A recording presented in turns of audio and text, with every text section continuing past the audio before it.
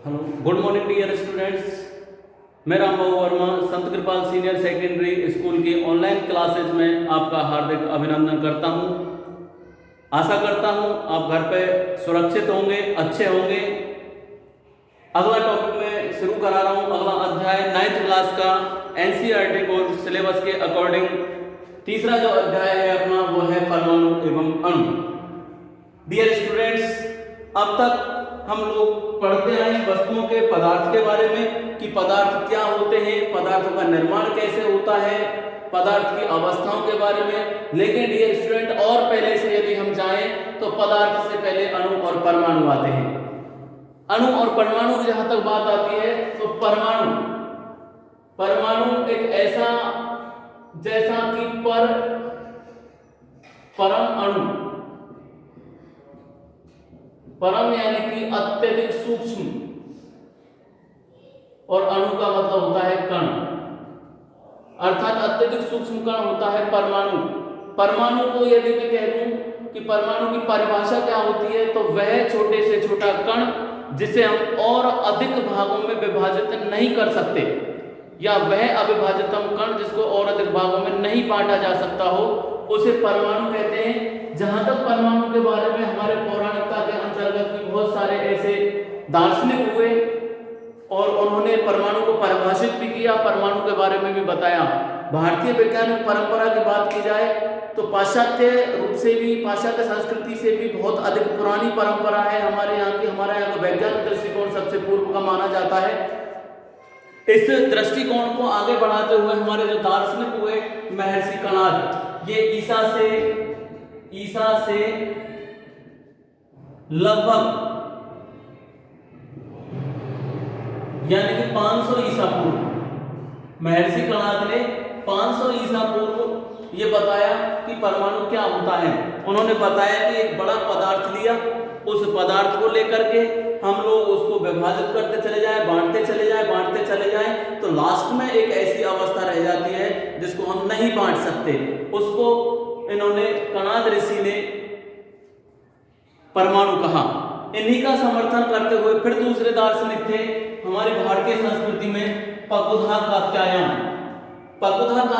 ने भी परमाणु को परिभाषित किया डियर स्टूडेंट्स, और इन्होंने भी इनका समर्थन करते हुए कहा कि एक पदार्थ माना इतना बड़ा पदार्थ है, इस पदार्थ को आगे चल के तोड़ दिया, यानी कि अब रह गया ये इतना बड़ा, फिर और तोड़ दिया, फिर ये और छोटा भाग रह गया, फिर इसको और तोड़ दिया, फिर छोटा भाग रह गया। इस तरीके से अंत अवस्था एक ऐसी आ जाती है कि उसको यहां से विभाजन करते करते लास्ट में एक ऐसी विभाजन की अवस्था आ गई जिसको और अधिक भागों में हमारे द्वारा बांटा नहीं जा सकता डियर स्टूडेंट्स। तो ऐसी कंडीशन को परमाणु कहा। तो कणाद का इन्होंने समर्थन करते हुए पकुधा कात्यायन ने भी इनका समर्थन किया और इन्होंने भी कह दिया कि अविभाजितम कण है। इनके बाद में ग्रीक दार्शनिक का रूपांतरण हुआ। ग्रीक दार्शनिकों में डेमोक्रिटस और लियोसिपस, इन्होंने भी परमाणु को परिभाषित करते हुए, इन्हीं का समर्थन करते हुए कहा कि एक बहुत बड़ा पदार्थ ले लिया जाए और उसको विभाजित करते जाए तो अंत अवस्था ऐसी आती है कि वो दिखाई नहीं देती और वो समाहित हो जाती है वातावरण के अंतर्गत, वायुमंडल के अंतर्गत।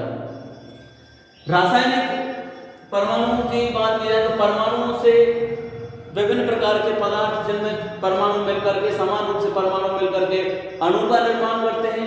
अणुओं से तत्वों का निर्माण होता है, तत्व जो रूपांतरण होते हैं इनसे फिर पदार्थ के रूप में आ जाते हैं और यौगिक और मिश्रण का निर्माण होता चला जाता है। इसी के क्रम में हम आगे बढ़ते हुए डियर स्टूडेंट्स, परमाणु सिद्धांत की बात अगर की जाए तो रासायनिक संयोजन के, इनके द्वारा पर नियम दिए गए रासायनिक संयोजन के, तो इनसे पहले जोसेफ वेलप्राउस्ट और एक वैज्ञानिक थे लावाइजिए, इन्होंने परमाणु सिद्धांतों को व्यक्त किया। इन्होंने बताया कि जो भी कोई वस्तु वातावरण में बनी हुई है उसमें परमाणु के अंतर्गत जितना भी मान है, द्रव्यमान है, वो सब संरक्षित अवस्था में रहता है, ना तो उसको हम बना सकते हैं ना उसको नष्ट किया जा सकता है। डियर स्टूडेंट्स, इनमें परमाणु की यदि और बात की जाए तो परमाणु को स्थिर अनुपात का नियम भी कार्यरत होता है। इनको हम समझेंगे कि स्थिर अनुपात का नियम क्या है। इन्हीं को समर्थित करते हुए वैज्ञानिक जॉन डाल्टन इंग्लैंड के वैज्ञानिक थे जॉन डॉल्टन, जिनका जन्म इंग्लैंड में 1766 में हुआ। लगभग 1793 ईस्वी के अंतर्गत ये इन्होंने गणित के प्रोफेसर के तौर पर इन्होंने पढ़ाना शुरू कर दिया और फिर पढ़ाते पढ़ाते इन्होंने अपने प्रयोग जारी रखे, तो उनमें इन्होंने 1808 में परमाणु सिद्धांत प्रस्तुत किया। इस परमाणु सिद्धांत के भी जो नियम थे वो इन्हीं दोनों नियमों के ऊपर आधारित थे। इनके द्वारा जैसे दो नियमों में इसको विभाजित कर दिया गया। पहला नियम द्रव्यमान संरक्षण का नियम माना जाता है डियर स्टूडेंट, और दूसरा नियम स्थिर अनुपात का नियम माना जाता है। द्रव्यमान संरक्षण की यदि बात की जाए तो रासायनिक दृष्टिकोण से किसी भी पदार्थ के अंतर्गत चाहे उसकी अवस्था परिवर्तित हो जाए, लेकिन उसमें द्रव्यमान निश्चित होता है। ना तो उसको समाप्त किया जा सकता है, ना उसको बढ़ाया जा सकता है। फॉर एग्जाम्पल, यदि मैं कहूं जैसे H2O, इसका हमने विभाजित कर दिया H2+ ऑक्साइड। मैं समझाने के दृष्टिकोण से बता रहा हूं डियर स्टूडेंट। या फिर हम ले लें NaCl, कोई भी ले सकते हैं, NaCl भी लिया जाए तो Na+Cl। अब यहां पर माना द्रव्यमान की अगर बात की जाए, एक परमाणु है तो इसका एक परमाणु है और इसका परमाणु द्रव्यमान यदि बात की जाए सोडियम की तो 23 होता है, तो 1×23 प्लस क्लोरीन का होता है 35.5। एक कण इसका है तो 1×35.5। ये जो है जितना मान इसका यहां से द्रव्यमान में आता है उतना ही मान यहां सोडियम का क्या है, एक कण 23 प्लस दूसरा एक कण 35.5। तो जो ये पदार्थ है, इसी पदार्थ से हमने क्या किया है, दूसरा पदार्थ बना लिया। लेकिन पदार्थ दूसरा बनने पर भी इसका जो द्रव्यमान है वो कितना है, संरक्षित अवस्था में है। यहां से 5 3 8 3 2 5 58.5 AMU एमिफाइड, उसके वो AMU सॉरी यूनिफाइड और दूसरा है 23 + 35, तो इसका मान भी कितना आता है 58.5। तो जितना अभिकारक में मान है द्रव्यमान उतना ही इसके किस में है, उत्पाद में है। ये अभिकारक और ये उत्पाद, तो अवस्थाओं में तो परिवर्तन किया गया, लेकिन यहाँ पर इनसे जो पदार्थ बना है उस पदार्थ में इनका द्रव्यमान कैसा रहा डियर स्टूडेंट, संरक्षित रहा है। ना तो ये कम हुआ है यहाँ जाने पे, ना ये बढ़ा है। दूसरी बात आती है स्थिर अनुपात के नियम की बात है। तो माना जैसे मैंने जल का ही अणु बनाया, तो जल का अणु में हम लिख देते हैं H2O। तो जल के अणु में यहाँ पे निश्चित अनुपात क्या है, H2 यानी H के कितने हैं, 2 अणु, और ऑक्सीजन का कितना है, 1, तो 2:1। अब यदि हम इसको और रूप में लिखें तो 2H2O कर देंगे, तो तोड़ेंगे तो इसको 2H2 + O2 ये हो जाएगा। यहाँ पर कितना है, 2 दूने 4, 2 दूने 4 + 2 4 और 2, तो 2 × 2 और 2 दूने 4, तो अनुपात कितना आया है इस अणु का, वही 2:1 है। तो दूसरी बात यह है कि ये इनके माध्यम से जॉन डॉल्टन ने जो अपने द्रव्यमान परमाणु सिद्धांत का जो नियम प्रस्तुत किया वो इनके आधार पर किया डियर स्टूडेंट्स। द्रव्यमान संरक्षण का नियम क्या होता है, तो किसी भी पदार्थ के अंतर्गत यदि उसकी अवस्था को परिवर्तित कर दिया जाए तो भी उस अवस्था परिवर्तन होने के उपरांत उस वस्तु का द्रव्यमान संरक्षित रहता है। ना तो उसको घटाया जा सकता है, ना उसको बढ़ाया जा सकता है। कहने का मतलब ना तो उसे नष्ट कर सकते हैं, ना हम और अधिक बना सकते हैं। स्थिर अनुपात के नियम की यदि बात की जाए तो स्थिर अनुपात में भी जब कोई छोटे छोटे परमाणु से जब तत्व बनता है, तो तत्व से जब हम यौगिक का रूप लेते हैं तो उस अवस्था में जो यौगिक रूप बना है तो वो यौगिक में स्थिर अनुपात एक निश्चित अनुपात पाया जाता है, जो हमने देखा। तो ये जॉन डॉल्टन के द्वारा दिए गए परमाणु सिद्धांत है। इनके सिद्धांत की अगर बात की जाए तो इसका सिद्धांत है, इनके सिद्धांत में अब इन्होंने जो सिद्धांत प्रस्तुत किया, प्रश्न उठता है कि जॉन डॉल्टन के बारे में परमाणु सिद्धांत को समझाइए, जॉन डॉल्टन के परमाणु सिद्धांत को समझाइए। तो इन्होंने जो सिद्धांत दिया था इन्होंने बताया कि सभी द्रव्य यानी कि पदार्थ, क्यों कहा, क्योंकि इनमें द्रव्यमान होता है। ऐसी वस्तुएं जिनमें द्रव्यमान होता है वो सब क्या कहलाती है, पदार्थ कहलाती है। तो द्रव्य यानी कि पदार्थ, तो सभी द्रव्य चाहे वह तत्व यौगिक हो, चाहे वो मिश्रण हो या सूक्ष्म कणों से बना हुआ हो, यानी कोई भी पदार्थ है, चाहे वो यौगिक लिया गया है, चाहे वो मिश्रण लिया गया है, चाहे वो कोई भी छोटे छोटे कणों से मिलकर के बनाया गया हुआ है, ये सब क्या होते हैं, परमाणु कहलाते हैं। छोटे छोटे कणों से मिलकर के सूक्ष्म कणों से बने होते हैं। तो जो सूक्ष्म कण होते हैं इनमें समाहित वो क्या कहलाते हैं, इनके परमाणु कहलाते हैं। तो सभी द्रव्य चाहे तत्व या यौगिक या मिश्रण हो सूक्ष्म कणों से बने हुए होते हैं, तो वो सूक्ष्म कण क्या कहलाते हैं डियर स्टूडेंट्स, परमाणु कहलाते हैं। अब इन्होंने अपने सिद्धांत जो दिया है, सिद्धांत में प्रमुख बातें क्या रही। पहला सिद्धांत में इनके में पहला पॉइंट था कि सभी द्रव्य परमाणुओं से निर्मित होते हैं, यानी कि किसी भी पदार्थ का निर्माण किया जाए तो उस पदार्थ का निर्माण करते समय, किसी भी पदार्थ का निर्माण करें तो निर्माण में रासायनिक अभिक्रिया में भाग लेने वाले सभी द्रव्य परमाणुओं से निर्मित होते हैं, जो कि रासायनिक अभिक्रिया में भाग लेते हैं। माना एग्जांपल के तौर पे मैं रासायनिक अभिक्रिया की बात कर दूं, Mg+O2, तो ये क्या हो गया MgO2। अब यहां पर क्या है, सभी द्रव्य परमाणुओं से निर्मित होते हैं। इसमें परमाणु के रूप में क्या लिया है, तत्व लिया है मैग्नीशियम, और मैग्नीशियम तत्व किससे बना है, छोटे छोटे परमाणुओं से तत्व बनता है। और यहाँ पर ऑक्सीजन, तो ये भी क्या है, एक परमाणु है। तो ये सभी द्रव्य यानी जितने भी पदार्थ हैं वो सब किससे बनते हैं, परमाणुओं से बनते हैं, जो कि रासायनिक अभिक्रिया में भाग लेते हैं। तो ये किसमें भाग लिए, रासायनिक अभिक्रिया कराई, ये इसका क्या हुआ है, अभिकारक है, और ये इसका बना है उत्पाद। तो इनसे अभिकारक से उत्पाद का निर्माण हुआ। तो सभी द्रव्य परमाणुओं से निर्मित होते हैं, जो कि रासायनिक अभिक्रिया में भाग लेते हैं। ये रासायनिक अभिक्रिया में भाग लेने वाले पदार्थ हैं। दूसरा है परमाणु अविभाज्यतम सूक्ष्मतम कण होते हैं। रासायनिक अभिक्रिया में भाग लेने वाले जो परमाणु होते हैं वो अत्यंत अविभाज्य, यानी कि विभाजित नहीं किया जा सकता, वो अत्यंत सूक्ष्मतम कण होते हैं, छोटे छोटे कण होते हैं डियर स्टूडेंट्स।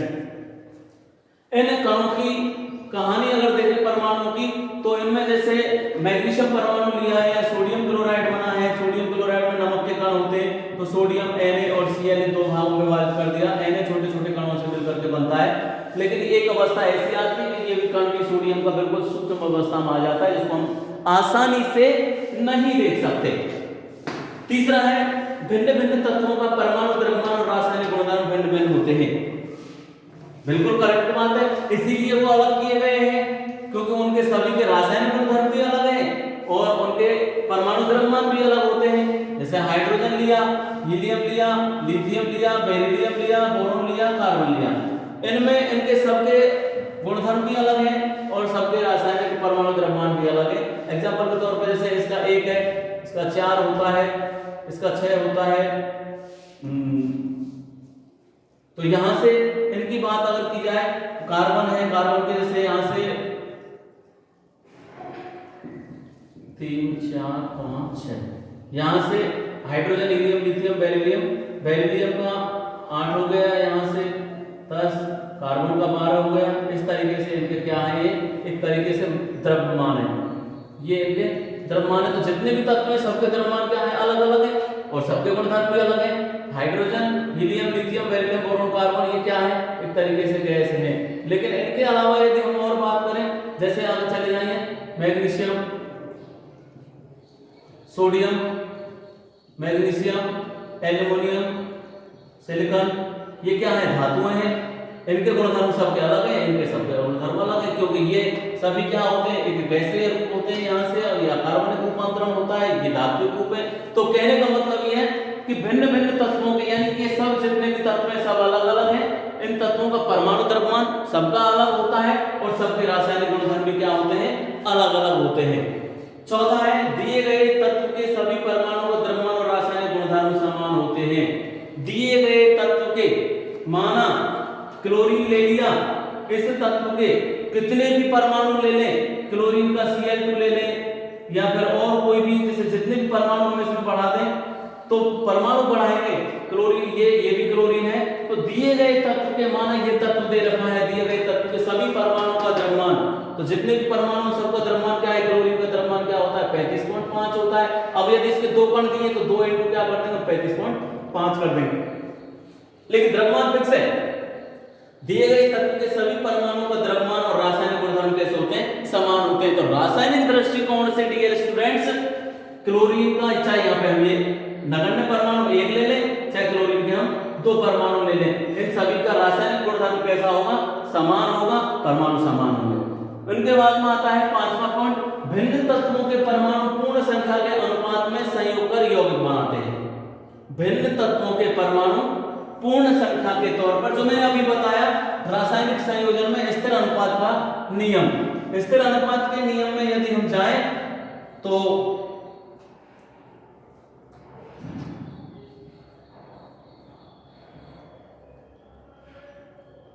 स्थिर अनुपात के नियम में जाएं तो सीधा सा आता है कि भिन्न तत्वों के परमाणु पूर्ण संख्या के अनुपात में संयोग कर यौगिक बनाते हैं। जैसे मैंने अभी बताया था H2O का भिन्न तत्व, एक तत्व हो गया हाइड्रोजन, दूसरा ऑक्सीजन, भिन्न तत्वों के परमाणु पूर्ण संख्या के अनुपात में, पूरी संख्या के अनुपात में हाइड्रोजन के कितने परमाणु, दो परमाणु, और ऑक्सीजन का कितना है, एक।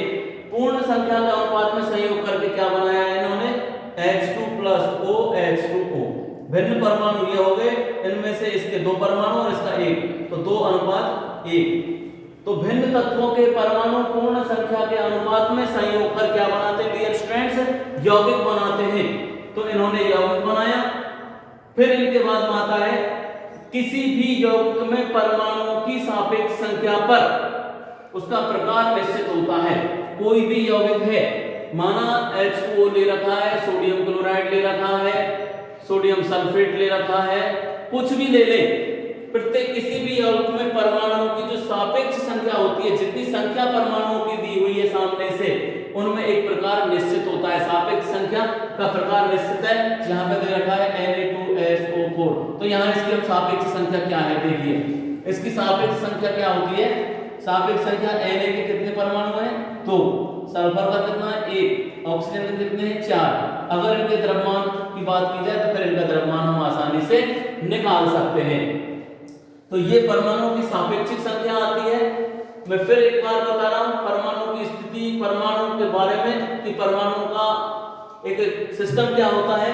जितने भी पदार्थ होते हैं सभी छोटे छोटे परमाणुओं से मिलकर के बनते हैं। परमाणु वह अविभाज्यतम सूक्ष्मतम कण होता है जिसको और अधिक भागों में विभाजित नहीं कर सकते।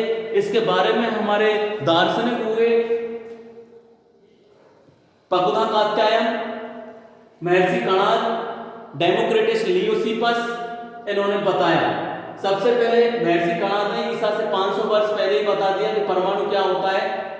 हमारे देश के अंतर्गत हमारे दार्शनिकों ने यहाँ पर वैज्ञानिक जो परंपराएं हैं सबसे पूर्वकालिक मानी जाती हैं, लेकिन अब दृष्टिकोण आता है उनका किसी भी वैज्ञानिक तथ्य को प्रकट करने का या बताने का या समझाने का। तो तथ्यों को समझाने का दृष्टिकोण होना अत्यंत आवश्यक होता है किसी भी प्रायोगिक परिकल्पना के लिए। तो डियर स्टूडेंट्स, तो पकुधा कात्यायन कणाद ने बताया, उनका समर्थन पकुधा कात्यायन ने किया। उन्हीं का समर्थन करते हुए डेमोक्रिटस और लियोसिपस ने भी इनको समर्थित किया और उन्होंने इनको बताया कि परमाणु एक अविभाजितम कण होता है। प्रकृति के अंतर्गत एक बड़ा चट्टानी रूप में ले लिया जाए, धीरे धीरे वो मृदा में विभाजित हो जाता है और मृदा से एक धूल मिट्टी का कण बनता हुआ सूक्ष्मतम स्थिति में चला जाता है। इसी परिकल्पना को आगे बढ़ाते हुए लवाइसिए, जोसेफ फ्रॉस्ट, इन्होंने भी द्रव्यमान के आधार पर नियम दिए, परमाणु संरचना के आधार पर नियम दिए, परमाणु के आधार पर नियम दिए। इसी को आगे बढ़ाते हुए इसका एट लास्ट जो निष्कर्ष निकलता है वो निकलता है जॉन डाल्टन के सिद्धांत से।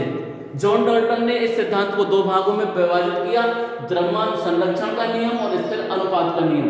उसके नियम के आधार पर सन 1860 में उन्होंने इनको नियमों को विभाजित करते हुए फिर उन्होंने अपना सिद्धांत प्रकट करके उन्होंने बता दिया कि सभी द्रव्य, चाहे वो कोई भी तत्व है, चाहे वो कोई यौगिक है, चाहे वो कोई मिश्रण है, ये सभी छोटे छोटे सूक्ष्म कणों से मिलकर के बनते हैं जिनको परमाणु कहा जाता है। अपने सिद्धांत के अनुसार उन्होंने सिद्धांत दिया और सिद्धांत में उन्होंने कहा कि सभी द्रव्य परमाणुओं से निर्मित होते हैं जो कि रासायनिक अभिक्रिया में भाग लेते हैं।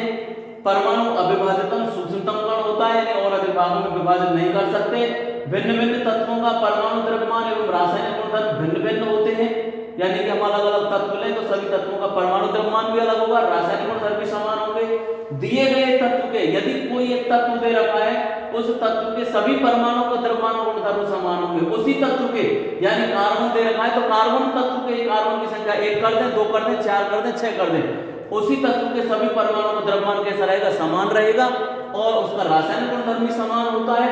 इसके अलावा भिन्न तत्वों के परमाणु पूर्ण संख्या के अनुपात में संयोग करके यौगिक बनाते हैं। अर्थात ये जो पॉइंट जो लागू होता है वो एक निश्चित अनुपात के नियम पर लागू होता है। निश्चित अनुपात के नियम में कि जितने भी परमाणु होते हैं, जितने भी भिन्न तत्व होते हैं, उनसे पूर्ण संख्या का अनुपात प्राप्त किया जाता है। कभी भी आधी संख्या अधूरी संख्या नहीं होती और किसी भी यौगिक में परमाणुओं की संख्या परमाणु की सापेक्ष संख्या पर निर्भर करती है। डियर स्टूडेंट्स, आशा करता हूं आपको ये परमाणु और जॉन डाल्टन का सिद्धांत और उसके पॉइंट समझ में आ गए होंगे। यहां से आगे कल कराऊंगा। घर पर रहें, सुरक्षित रहें, अध्ययन करें। धन्यवाद।